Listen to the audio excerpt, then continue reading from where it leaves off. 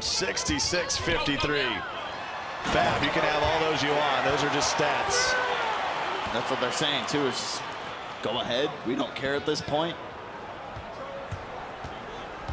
The dub is going to go to Hotlanta. Their first. They did not win a game in the tip-off, but they've opened up the regular season. This crowd has got into it. The players have gotten into it. Perfusion, wide open three. They needed a lot more of him tonight. It was lights out. And They had 18 points on 7 shots. Didn't give him the opportunity to even really try to function in the pick and roll set. I mean, they were going with Fab and it was working out, but when you can't even get the ball up to half court, well, yeah, it's a struggle. And that's something that they struggle with like the entire time. And finally start to see, one, the big thing for me was the confidence finally that you saw from Hawks Talent GC. It wasn't on display at all in the tip-off, and they had some great competition that they were playing, but they weren't even able to put up a lot of a fight. I'm looking at the chat right now. A lot of folks are looking for Jaya Full to be the MVP. Not our decision, but 18 and 18.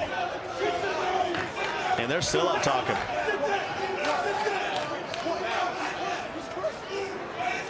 Mel East and our head admin, Gabe.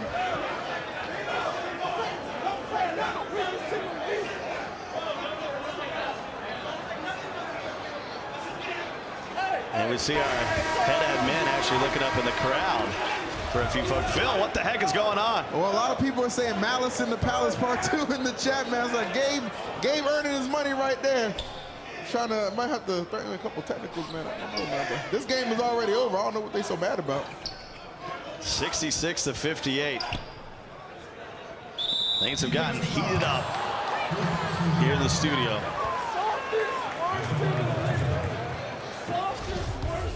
(66-58). We got the players talking. We got fans talking to the players. It's a scene, man. It's a scene. The Hawks are sitting back in their trailer. You guys can just keep talking. We came on with a win. You're starting off 0-1. We're starting off 1-0. Like, not much else you can really say. And we talked about that. You might not have played well in the tip-off, but that doesn't matter because everybody is 0-0. Well, except for the Celtics, they're 0-1. Hawks will move to 1-0. I'm surprised to see the Celtics call timeout here. Really don't know what the point of it is. But Hawks will play the Jazz next week, and Celtics will have the week off.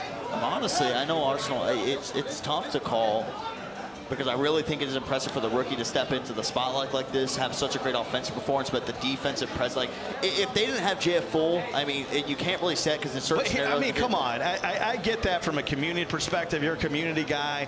But Arsenal played for this team last year and comes out and scores 18 points, 18 rebounds against his former team. But like I said, you can argue it both ways because he had a lot of free rebounds thrown up to him throughout the entirety of the game, too. I mean, shots. They did take 54 shots. Yeah, they took a lot of shots, and that's why he has it. I mean, it's not stat padding. It's the game plans you're going with. Again, it's literally a replica of what Magic Game was running. And I know a lot of people, you want to see Jay because of that reason. He literally had them just in a 2x4 all the way going up the court, didn't allow them to maneuver, didn't allow them to get anything going in a half-court set, really since the third quarter going all the way onwards here. I mean, it's tough. You look at the box score, everyone's going to say Arsenal. But if you're looking at Rick and Force go up against one of the best point guards in the league. They didn't even play Jay the Full in the tip-off, and we got people in the chat saying maybe he should be the Rookie of the Year. Chat still undefeated.